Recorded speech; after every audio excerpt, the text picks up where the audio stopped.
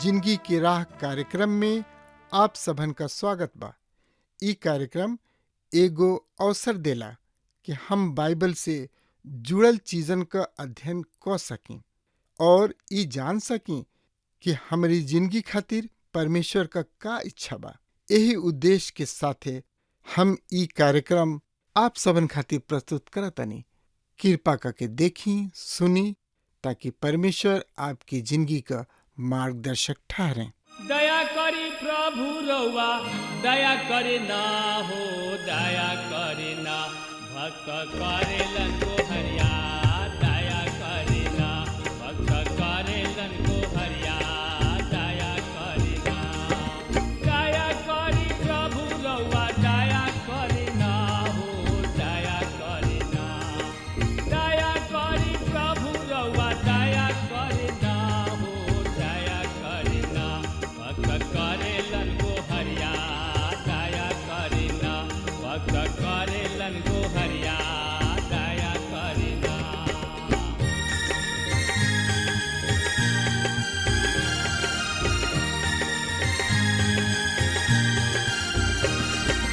दया करी कृष्ण रउआ दया करे ना हो, दया करे ना। दया करी कृष्ण रउआ दया करे ना हो, दया करे ना। पापी करेलन विनित्या, दया करे ना। पापी करेलन विनित्या, दया करे ना।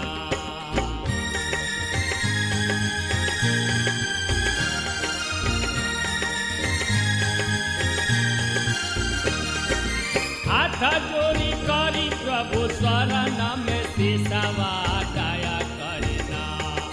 हाथ जोड़ी करी प्रभु चरण में सिसवा, दया करे ना। सेवक मांगेलन बरतनवा, दया करे ना। सेवक मांगेलन बरतनवा, दया करे ना। दया करे ना प्रभु दया करे ना जी, दया करे ना। दया करी प्रभु रउआ दया करे ना हो, दया करे ना भक्त करेलन को हरिया, दया करे ना। सेवक करेलन को हरिया, दया करे ना। सेवक करेलन को हरिया, दया करे ना। हाँ श्रोता मित्र भाई बहन, सबसे पहले अध्याय 2 और अध्याय 3 के परिचय के देखे के, लेकिन एकरा से पिछला संदेश में हमनी के बहुत कुछ के बारे में सीखले रही जा और ई समझनी है जा और ई ओकरा ऊपर गौर भी करनी है जा कि कैसे परमेश्वर अद्भुत कार्य के कर रहल बाणे। हाँ मित्र, और ये विषय है प्रभु यीशु मसीह के अधिकार। एक खंड में हमनी के कलीसिया के विषय में देखे के। कलीसिया मसीह के देह कहाले। प्रभु यीशु मसीह कलीसिया से प्रेम कले और खुद के ओकरा खातिर दे दिहले। कलीसिया विश्वासी सबके समूह जैसे कि पिता पुत्र के दिले बाणे और जेकरा खातिर पुत्र यूहन्ना रचित सुसमाचार के 17वां अध्याय में प्रार्थना कइले बाड़े। अध्याय 3 के पश्चात कलीसिया के विषय के अनुपस्थिति पाइब, पर यूहन्ना 4 तक कलीसिया शब्द लगभग 19 हाली पढ़े के मिलेला। अध्याय 4 से अध्याय 20 तक कलीसिया शब्द के हम एक हाली भी नहीं देखत। ए अध्याय में महान उजर सिंहासन न्याय मुख्य विषय है। सामान्य प्रतिक्रिया ई होला कि पाठक ई जाने चाहेलन कि कलिसिया कहवा बिया, ओकर स्थिति का बा। मित्र, ए युग में कलिसिया एह पृथ्वी पर ना होई, ओकरा के प्रभु यीशु मसीह एह पृथ्वी पर से हटा चुकल हुई हैं। अध्याय 2 और 3 में हम 7 गो पत्र सबके पावतानी। ए 7 पत्री के त्रिगुण व्याख्या उपयोग बा। पहिल का ह समकालीन महत्व। ए पत्र सब के द्वारा प्रेरित यूहन्ना के समकालीन स्थान कलिसिया के प्रत्यक्ष संदेश मिलल। सर विलियम रेमसे नाम बाइबल ज्ञाता कहले, जौन आदमी 7 को कलिसिया के ई पत्र लिखले बाणे उ उहवा रहले और उहवा के स्थानीय परिस्थिति से पूरा तरी परिचय रहन। श्रोता मित्र भाई बहन, दूसर का ह सामान्य महत्व मिश्रित संदेश। हर एगो विश्वव्यापी कलिसिया के एगो मिश्रित चित्र ह। एह पत्री में कुछ ऐसन भी बा जौन की प्रत्येक युग के प्रत्येक स्थानीय कलिसिया के खातिर महत्वपूर्ण बा, संदेश बा। दूसरा शब्द में जब रुआ एह पत्री के पढ़ब त रुआ के स्थानीय कलिसिया के खातिर और खुद के खातिर व्यक्तिगत संदेश प्राप्त हुई। तीसरा है काल क्रमिक। ये 7 गो पत्री में कलिसिया के विशाल दर्शी इतिहास दिहल गोल बा। ए पत्री में पिंतकुस्त के दिन से लेके प्रभु यीशु मसीह के पुनरागमन तक, ऊपर वाली कोठरी से लेके स्वर्ग आरोहण तक के इतिहास पढ़े से मिलता। कलिसिया के इतिहास के 7 भिन्न भिन्न युग बा। इफिसुस पेरितिक कलिसिया के प्रतिनिधि है। लौदीकिया विधर्मी कलिसिया के प्रतिनिधि है। ई भविष्यवाणी विस्तृत रूप से पूरा हो चुकल बा और अब ई इतिहास बन गइल बा और ई बात एह दोनों अध्याय के और भी अधिक महत्वपूर्ण बना देता।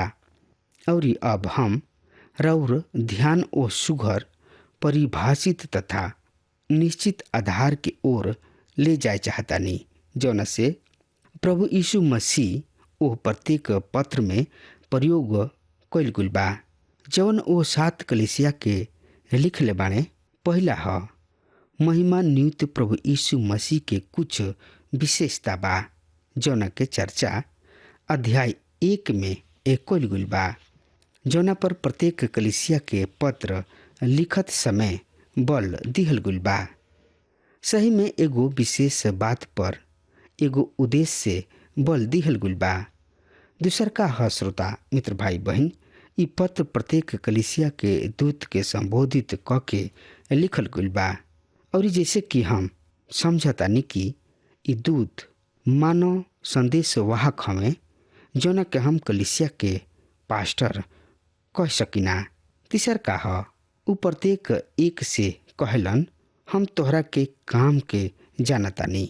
हाँ श्रोता मित्र भाई बहन, चौथ का ह सबसे पहले उ सराहना के शब्द के प्रयोग करताणे और तब उ आरोप लगावताणे।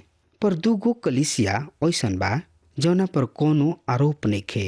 उ ह स्मुरना और फिलादिपिया के कलिसिया। स्मुरना शहीद के कलिसिया रहे। फिलादिपिया सुसमाचार प्रचारक कलिसिया रहे। उ वचन के बहरी पहुंचावत रहे और प्रभु एह दोनों कलिसिया के दोषी नेखन ठहरावत। 5वां ह हर एगो पत्र चेतावनी के साथ समाप्त होता। मित्र, एक खंड में हमनी के ओह बात के देखे के जौन की बात वर्तमान समय में हो रहल बिया और कलिसिया से संबंधित बिया। हर एगो 7 पत्र संदेश पत्र है जौन की प्रभु यीशु मसीह द्वारा विशेष के भेजल गइल बा। आदि यही परिचय के साथ हमनी के अध्याय 2 के शुरू करी जा। अध्याय 2 इफिसुस की कलीसिया से शुरू होता। इफिसुस नगर केवल एगो सुघर नगर रहे, वरन ई कलीसिया एशिया प्रांत के एगो प्रमुख नगर रहे। एकरा के द सिटी फैन ऑफ एशिया कहल जात रहे। केहू इफिसुस नगर के द लाइट ऑफ एशिया के नाम भी दिहले। ये संपूर्ण एशिया और यूरोप के एगो महत्वपूर्ण धार्मिक तथा व्यापारिक स्थल रहे। जब प्रेरित पौलुस इफिसुस के बंदरगाह पर उतरले त ऊ देखले कि सब बंदरगाह उजर संगमरमर के बनल बा और पौलुस नगर के भीतर के ओर बढ़ले त ऊ सुघर सुघर भवन, सुघर सुघर मंदिर तथा आहार के दुकान देखले। लंबा चौड़ा राह के दहिना ओर एगो विशाल बाजार रहे और राह के आगे के ओर पर्वत पर एगो थिएटर रहे जौना में 20,000 लोग समा सकत रहन। एगो समय विशेष पर इफिसुस में 10 या 20 लाख लोग जमा भइल करत रहले। इफिसुस उ नगर है जहाँ पौलुस सबसे महान सेवा कैले। यहाँ पर प्रेरित यूहन्ना स्थानीय कलीसिया के पास्टर के रूप में सेवा कैले। नगर के ऐतिहासिक पृष्ठभूमि ऐसन बा कि अनाटोकिया जाति के लोग के द्वारा इ नगर बसावल गइल बा। इ लोग डायना देवी के उपासक रहन। सबसे पहले उ मंदिर के बनौले और तब मंदिर के चारों ओर लोग बसे शुरू कैले। ए तरी नगर के नेव धार्मिक आधार पर पड़ल। पहला मंदिर लकड़ी से बनल रहे और समुद्र के तट पर स्थित रहे, पर यहाँ बहे वाली दुगो नदी के सटर तथा भिंडर नदी अपना साथ ले आवल माटी के द्वारा एकरा के पार क दिहले। इ बड़ा मात्रा में अपना साथ माटी बहा ले जात रहे, जेकरा कारण एकर पानी साबुन के पानी के जैसन भारी रहे। जब सिकंदर महान एह नगर पर अधिकार कैले, ऊ एकरा के आपन सेनापति के सौंप दिहले। सेनापति लोगन के सागर तट से हटा के ऊंचा प्रदेश में बसा दिहले। जहाँ तक लकड़ी के मंदिर के सवाल बा, ऊ सिकंदर महान के जन्म के समय फूक दिहल गइल रहे। आज भी ये नगर के खंडहर सब के देखल जा सकता। इहे ऊ नगर है जहाँ प्रेरित पौलुस सुसमाचार प्रचार सेवा के खातिर पहुँचल रहन। सिकंदर महान डायना देवी के मंदिर के पुनः निर्माण करवौले और ऐसन भव्य इमारत बनौले जौन की अपना युग में संसार भर में प्रसिद्ध भइल। इ मंदिर यूनानी सब के सबसे विशाल मंदिर में से रहे। इ मंदिर एशिया के बैंक के रूप में रहे और एगो विशाल धन राशि यहाँ जमा रहे। यहाँ एगो आर्ट गैलरी अर्थात कला भवन रहे और यहाँ प्रसिद्ध कलाकृति सब रहे और बैगनी पर्दा के पीछे डायना देवी के प्रतिमा यानी कि मूर्ति स्थापित रहे। एकर प्रतिमा बड़ा ही घिनौना व उबड़ खाबड़ रहे। ई बहुस्तनी देवी रही। डायना मूर्ति पूजक संसार के सबसे पूजनीय व पवित्र देवी रहे। ओकर मंदिर एथेंस के पार्थेनोन से 4 गुना विशाल रहे और ई 256 ईस्वी में गोथ लोगन द्वारा नष्ट कर दिहल गइल रहन, पर ई पौलुस के दिन में अस्तित्व में रहे। यदि वह आज तुर्की के अस्तानबुज नगर जाई त वहाँ डायना देवी के मंदिर के खंभा सब के देखे के यह मंदिर के सुंदरता के अनुमान लगा सकतानी।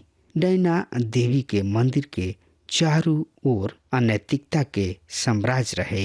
अन्य मूर्ति सब के अपेक्षा डायना के उपासक अधिक रहन एकर उपासक भिन्न स्तर के कामुकता संबंधी धार्मिक रीति रिवाज में लिप्त रहन और भयंकर मध्य पानोत्सव में लिप्त रहन, जौना के आधार घोर बेविचार रहे और इन नगर में डायना देवी के उपासना बेविचार के अतिरिक्त और कोनो महत्व के ना रहे और नगर में एकर नाम बदल के सिबिला देवी रख दिहल गई रहे। हाँ श्रोता मित्र भाई बहन, अगर हमार बात रुआ तक पहुँच रहल बा त रुआ भटक के कहीं गलत रास्ता पर मत चल जाई। हम जौन रुआ के बता रहल बानी, सुना रहल बानी, ओकरा ऊपर रुआ ध्यान दिही और ध्यान से सुनी और प्रभु यीशु मसीह किने आई, काहे कि प्रभु यीशु मसीह ही महान हमें, उहे सृष्टिकर्ता हमें, उहे मुक्तिदाता हमें, उहे ब्रह्मांड के रचयिता हमें। हाँ मित्र, जब रउआ प्रभु यीशु मसीह किने आइब त सब चीज रउआ के मिल जाई, काहे कि प्रभु यीशु मसीह रउआ से प्रेम करेलन, रउआ से दुलार करेलन, रउआ के भगा ना दिहे, रउआ के त्याग ना दिहे, बल्कि रउआ के अपना छाती से लगा लिहे।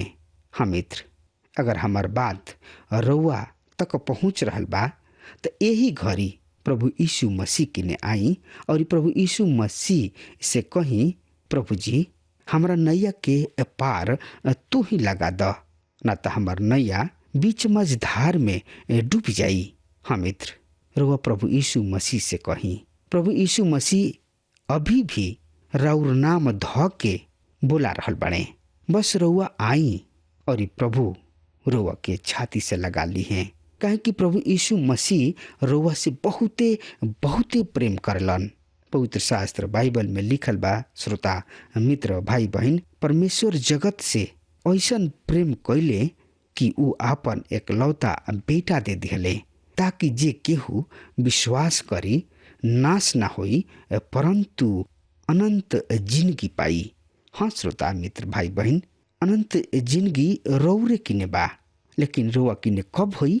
जब रोआ प्रभु यीशु मसीह के उद्धारकर्ता के रूप में ग्रहण करब, उनका के अपन सृष्टिकर्ता, अपन उद्धारकर्ता के रूप में रोआ उनका के स्वीकार करब, तब राउर जिंदगी प्रभु किने सुरक्षित हो जाई और प्रभु से जवन कुछ रउआ मांगब ओ पक्का जानी मिल जाई। लेकिन श्रोता मित्र भाई बहन, मिल तो जाई, लेकिन कैसे मिली? रउआ जब विश्वास के साथ, विश्वास में होके प्रभु से कुछ भी मांगब तो रउआ के मिल जाई।